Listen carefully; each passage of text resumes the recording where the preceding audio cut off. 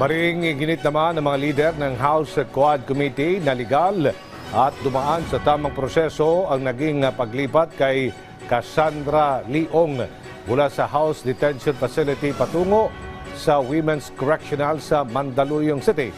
Na-detain si Ong sa kamera matapos ma-cite in contempt ng Quadcom pero nailipat na sa correctional noong Miyerkules, bagay na pinalagan ng kanyang kampo.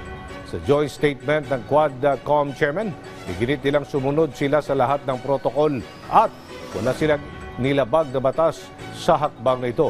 Kung may dapat sisihin si Ong, yan ang kanyang mga abogado na nagsabing mas gusto ni Ong na makulong sa prison cell kaysa sa Kongreso. Sa ngayon, patuloy ang pagdinig ng Quadcom ukol sa isyu ng illegal na pogo, illegal na droga at umano'y extrajudicial killings nung nagdaang administrasyon.